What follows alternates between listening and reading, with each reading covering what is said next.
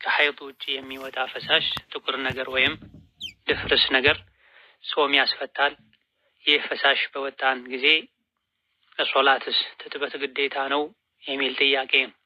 ከወር አበባ ደም ጊዜ ውጪ ባሉ ጊዜያት የሚፈስ ድፍርስ ነገር እንደ ወር አበባ ደም አይቆጠርም። ይህ የወር አበባ ደም ሊባል የሚችለው የወር አበባ ደም በሚወርድባቸው ቀናቶች ውስጥ አሊያ ደግሞ ከወር አበባ መውረጃ ጊዜ ቀደም ብሎ ጀምሮ ከዛው ተከትሎ የወር አበባ ደም ትክክለኛ የወር አበባ ደም የሚወርድ ከሆነ ነው እንጂ የወር አበባ ደም ከሚወርድበት ጊዜ ውጪ ባሉ በንጽህና ጊዜያት የሚወርድ ድፍርስ ነገር ከወር አበባ ደም አይቆጠርም። ጥቁር ፈሳሽ የሚለውን በተመለከተ የወር አበባ ጊዜ ብቻ ስላልሆነ እንደ ድፍርሱ አይታይም። በመሰረቱ የወር አበባ ደም ጠቆር ያለ ነው። የወር አበባ ጊዜ ባይሆንም መልኩ ጥቁር ከሆነ በስሜቱም ይሁን በሌሎች ነገሮች ከወር አበባ ደም ጋር የሚመሳሰል ከሆነ በተለመደው የወር አበባ ጊዜ ደም አለመሆኑ የወር አበባ ደም ነው እንዳይባል አያደርገውም። በመሰረቱ ከሴት ልጅ ማህፀን የሚወጣ ደም የወር አበባ ደም ነው የሚሆን። ወሊድ ካለ የወሊድ ደም ነው የሚሆን። ከዛ ውጪ የበሽታ ደም ሊባል የሚችለው በመልክ በሽታ በስሜቱ የወር አበባ ደም አለመሆኑ ከተረጋገጠ።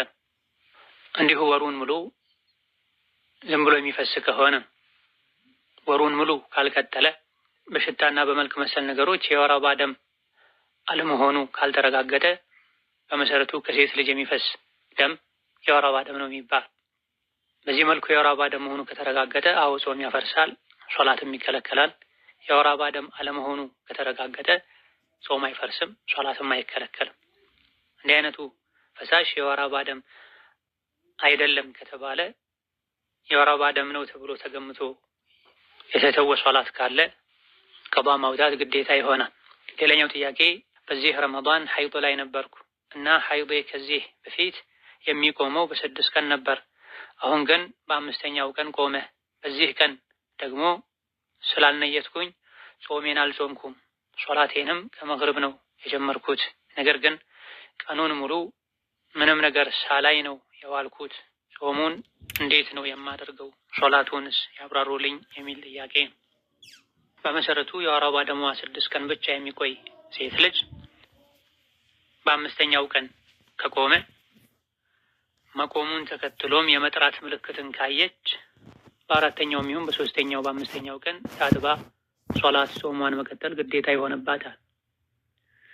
ነገር ግን የደሙ መቆምና የመጥራት ምልክትን ማየት በተወሰነ መልኩ የተለያዩ ናቸው። በ5ኛው ቀን ደሙ ሊቆም፣ የመጥራት ምልክቱ ግን እስከ 6ኛው ቀን ላይታይ ይችላል። የወር አበባ ደም የመጥራት ምልክት የሚባለው ወይም የማህፀን አካባቢ ሙሉ በሙሉ መድረቅ ነው።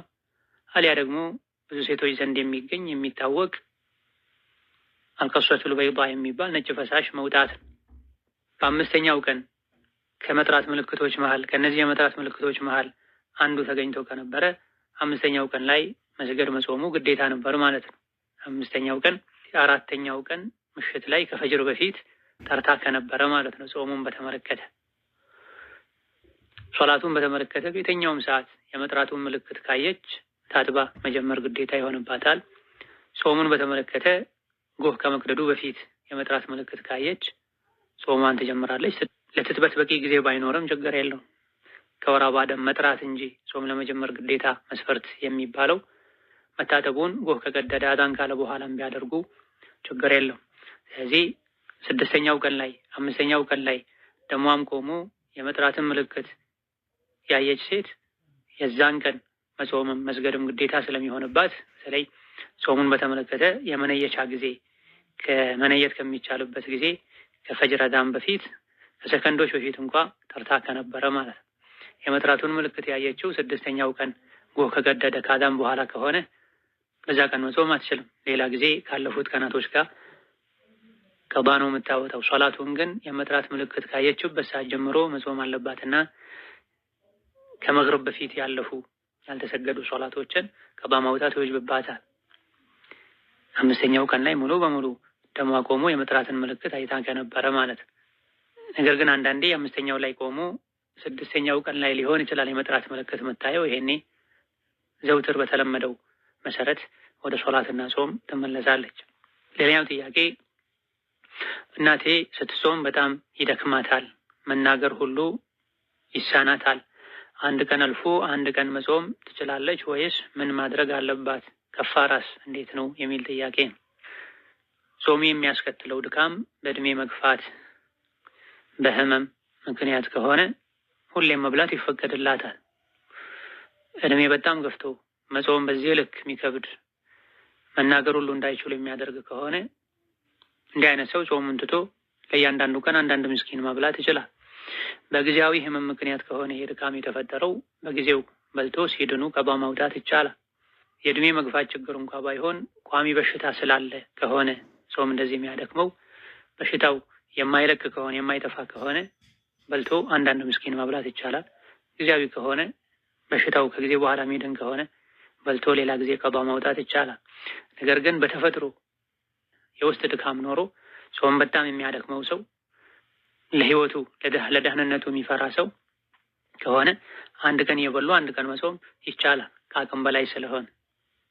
ነገር ግን በዚህ መልኩ አንድ ቀን እየበሉ አንድ ቀን ሲያርፉ በሚታረፍበት በማይጾምበት ቀን አንድ ጊዜ ህይወትን ማስቀጠል የሚቻልበትን ያክል ተበልቶ ከዛ በኋላ ከምግብ መታቀብ ይገባል። ከጾም ወር ውጪ እንዳለ ሰው እንደተለመደው ሁለቴ ሶስቴ መብላት አይገባም።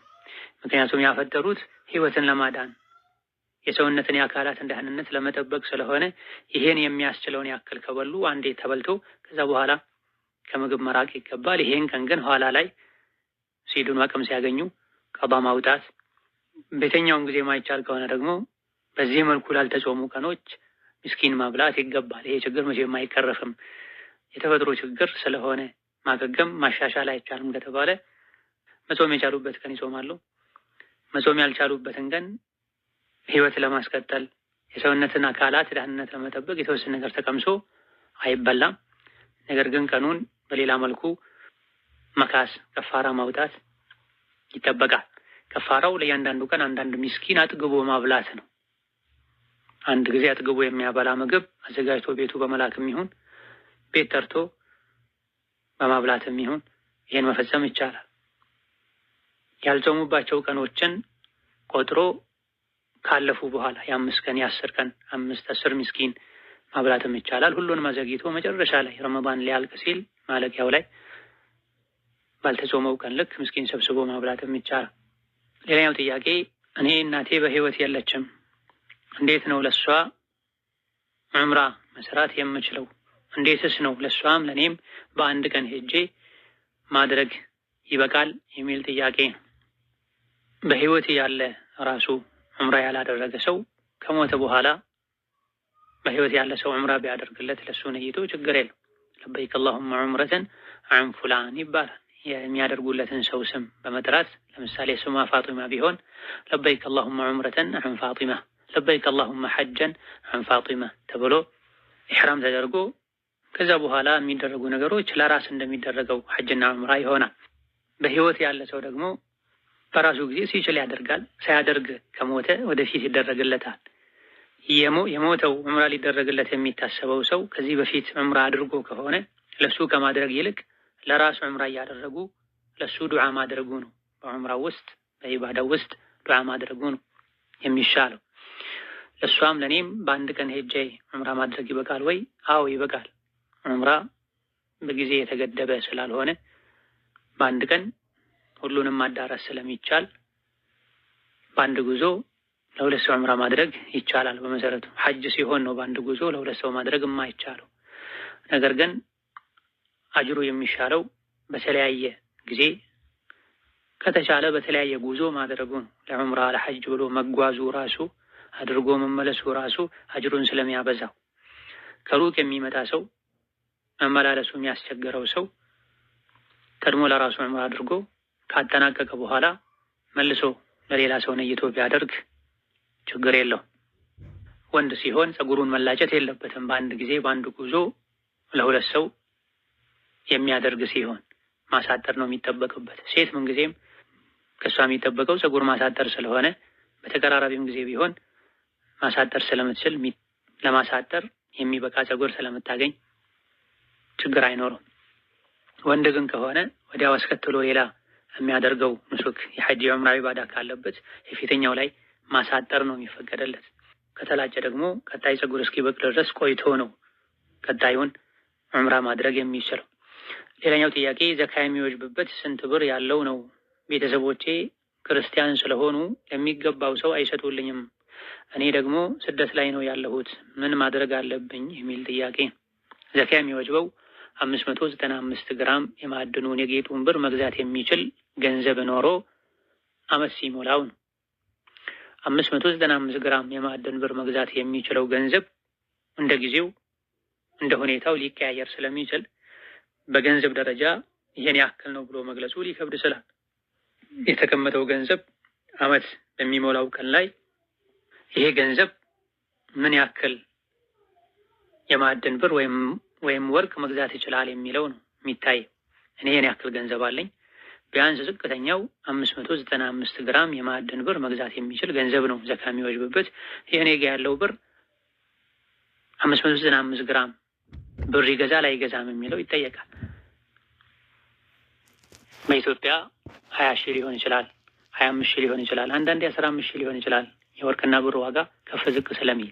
ስለዚህ በየዓመቱ የዘካ ወቅት ሲደርስ የዘንድሮ የወርቅና ብር ዋጋ ስንት ነው የሚለው ተጣርቶ 595 ግራም እና ከዛ በላይ የማዕድን ብር መግዛት የሚችል ገንዘብ ያለው ሰው ዘካ ዋጅቦበታል ማለት ነው። ቤተሰቦች መስጠት ስለማይችሉ ክርስቲያን ስለሆኑ ምን ማድረግ አለብኝ? በሌላ መልኩ መስጠት ይቻላል። ሌላ የሚታመን ሰው ውክልና ተሰጥቶት የዚህን ያክል ገንዘብ ዘካውን አውጣልኝ፣ አውጪልኝ፣ እኔ እሰጥሃለሁ፣ በአካውንት አስገባልሻለሁ ተብሎ በውክልና ሌላ ሰው እንዲያወጣ ማድረግ ይቻላል። ሌላኛው ጥያቄ ለየቲም ዘካ መስጠት ሲባል ለምሳሌ ሀገር ቤት አባታቸው ሞቶ ከእናታቸው ጋር ወይም ብቻቸውን ዘና ያለ ኑሮ ነው የሚኖሩት፣ ለነሱ ዘካ ሰደቃ ቢደረግ ይበቃልን? ያብራሩልኝ የሚል። ለየቲም ዘካ ስጡ የሚል ግልጽ የሆነ የቲም በየቲምነቱ በዚህ ስም ዘካ ከሚሰጣቸው ሰዎች መሃል አንዱ ነው ተብሎ ዘካ የሚገባቸው ሰዎች በተዘረዘሩበት አንቀጽ ላይ አልተጠቀሰም። ሚስኪን፣ ፈቂር የሚል ነው ያለው። ሁሉም የቲም ዘካ አይገባውም። ሚስኪን ነው ዘካ የሚገባው። አንድ ሰው በየቲምነቱ ብቻ ዘካ አይፈቀድለትም። በሚስኪንነት ነው ዘካ የሚፈቀደው። የቲም ከወላጆቹ የወረሰው በቂ ሀብት ካለው፣ የቲም ከቤተሰብ የወረሰው በቂ ሀብት ካለው፣ አሊያ ደግሞ ሰዎች የቲም ነው ብለው ረተውት ከተብቃቃ በየቲምነቱ ብቻ ዘካ አይገባው። ሚስኪን ከሆነ የቲምም ባይሆን ዘካ ይገባዋል። አቅም ካለው የቲምም ቢሆን ዘካ አይገባውም። ስለዚህ የተሟላ ኑሮ የሚኖር ከሆነ ከወላጆቹም ጋር ይኑር ለብቻውም ይኑር ዘካ አይገባውም። የሚያገኘው ገቢ ማይበቃው ከሆነ የቲምም ይሁን ባይሆንም በሚስኪንነቱ፣ በደሃነቱ፣ በባለ ዕዳነቱ ዘካ ይገባዋል መስፈርቱን ካሟላ። ስለዚህ ለየቲም ያሉ ዘካ መሰብሰብ አግባብ አይደለም። የቲሙ አቅመ ደካማ ነው ወይ ንብረት የለውም ወይ የሚለው መታየት አለበት። ሌላኛው ጥያቄ የምሰራው ኮፒ ማድረግ ነው። ዘካ ሳወጣ እንዴት ነው? ማለቴ ወረቀት በብዛት ገዝቼ ነው ኮፒ አድርጌ ገቢ የማገኘው። በወረቀቱ ለብቻው ነው የሚወጣው ወይስ በኮፒው ገቢ ነው የማወጣው የሚል ጥያቄ ነው። አመት ሲሞላ ስራ ከጀመሩበት ጊዜ ጀምሮ አመት ሲሞላ ጥሬ ገንዘብም ያለው ጥሬ ገንዘብ ተቆጥሮ መስሪያ ቤት ውስጥ የሚገኙ ወረቀቶችና መሰል ተያይዞ የሚሸጡ ነገሮች በሙሉ የያዙት ዋጋ በሚሸጥበት በዕለቱ በያዙት ዋጋ ሂሳብ ተሰርቶ ጠቅላላ ተደምሮ ነው ዘካ የሚወጣው። ቤት ውስጥ የሚያገለግሉ ቋሚ ንብረቶች፣ ኮምፒውተሮች፣